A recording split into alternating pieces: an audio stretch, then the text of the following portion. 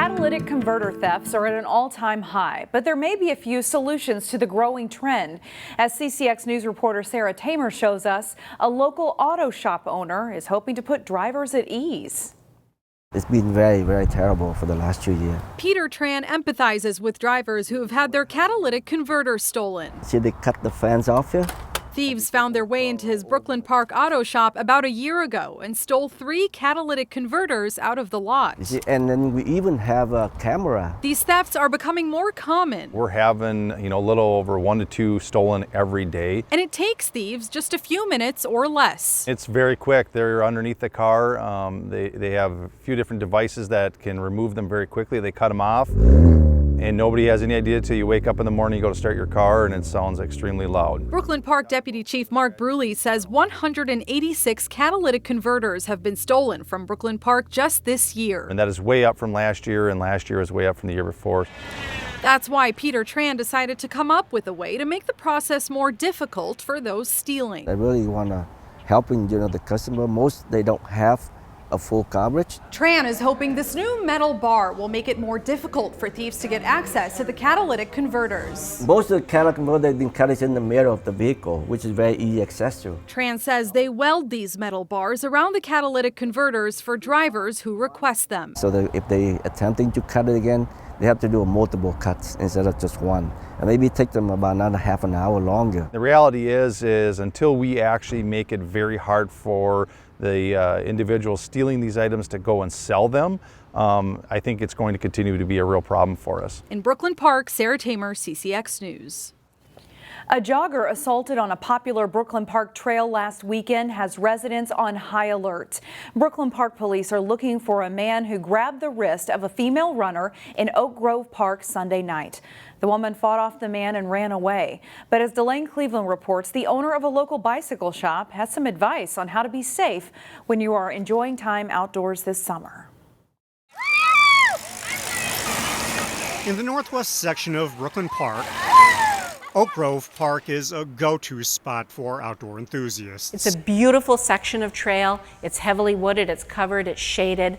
The trail winds through the trees. It's actually probably my most fun piece of trail in the whole section. Pam Saylor is the owner of Trailhead Cycling in Plymouth, but she also happens to live right by Oak Grove Park. When I heard about this incident, it just rippled through my heart. First off, I have daughters that ride that bike trail and friends that ride that bike trail. It's an area that now has beefed up security after an incident on the trail last Sunday where a man assaulted an 18-year-old female runner. None of us should ever have to face that situation, but be mentally prepared if that situation happens. There are a lot of houses in that area. Call for help. All right, off to try it. Saylor encourages her customers to be aware of their surroundings at all times and keep a few things in mind. If you can cause that person to be a little thrown back, that they're not going to be able to take advantage of you, and then hop on your bike and run away as fast as you can and get to a lighted area and get to where people are. These are tips that Paula Pentel of Golden Valley thinks about whenever she hops on her bike. I've had people reach out car windows and hit me, on the back or on my tush as I was riding my bike. The avid cyclist bikes with a phone strapped to her chest and a light on her helmet. But if she were ever assaulted on a trail, the first tool she'd use is her voice. I'd be loud and yell. In Brooklyn Park, Delane Cleveland, CCX News. A longtime family restaurant in New Hope has closed its doors.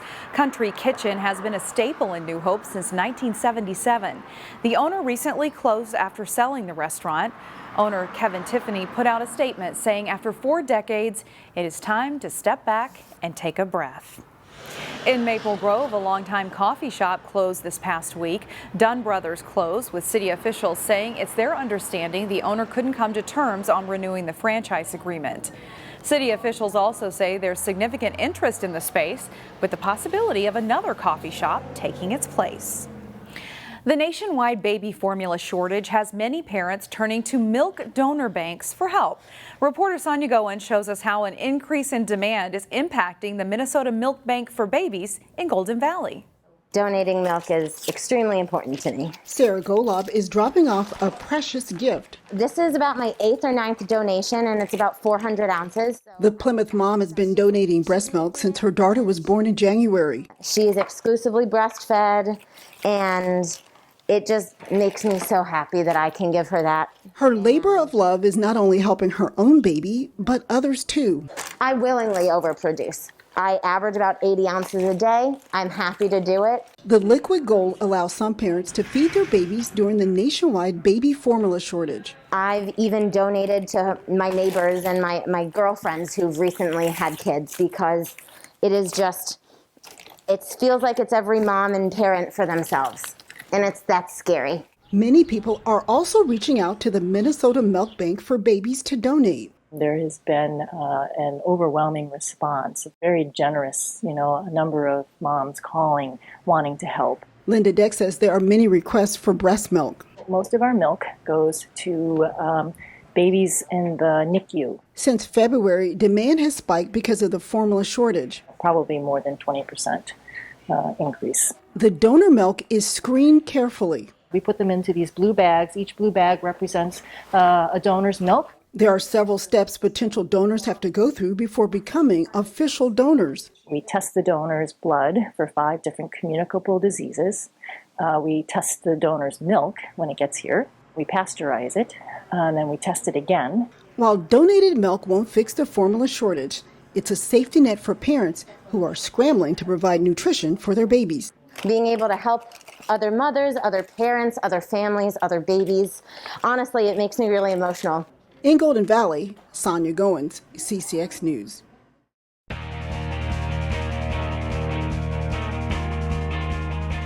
It's a busy week filled with section playoffs and just about all spring sports. That includes tournament play and section baseball. Tuesday night baseball, section 6 4A elimination game between Armstrong and Wayzata. Bottom of the first inning, the Trojans' Drew Berkland singles to left field, bringing home Jake Berkland, and Wayzata leads 1-0 after 1. Second inning, Jonathan Pribula delivers a base hit to center field. Zach Brown comes in to score, and the Trojans are up 2-0. And they break the game open in the third. Brady Lash with a ball hit to left field that drops in. Alex Wayne and Jake Berkland score on Lash's 2-run single, and it's 4-0. Next up, Zach Anderson singles to left. Drew Berkland scores on Anderson's hit, and it's 5-0 Wayzata.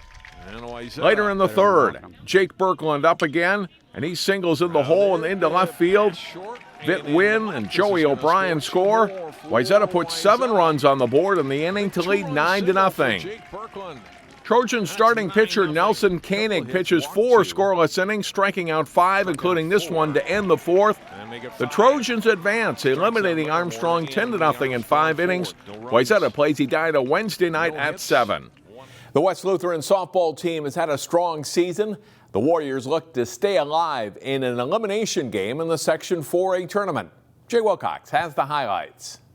West Lutheran faces Mayer Lutheran in an elimination game in the Section 4A softball tournament. Bottom of the first, and Megan Sherwood's drive to right is off the fielder's glove. Ellie Rolfe scores for West Lutheran as they go up 1-0. Moments later, the pitch gets away and Sherwood dashes home to score what turns out to be a key run. It's 2-0 Warriors after an inning. Top of the fourth, and Mari Burr drops a hit right on the foul line in right field for Mayer Lutheran. Chloe Wolf scores as the Crusaders pull within 2-1.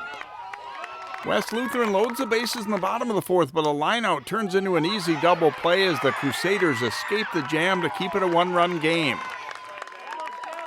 Pitcher Sherwood pounces on the bunt to get an out in the sixth as West Lutheran wins 2-1 to move into Thursday's final against Randolph.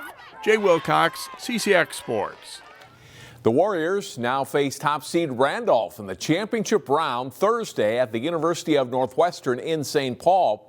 West Lutheran needs to win twice to take the section title. Randolph needs 1 win.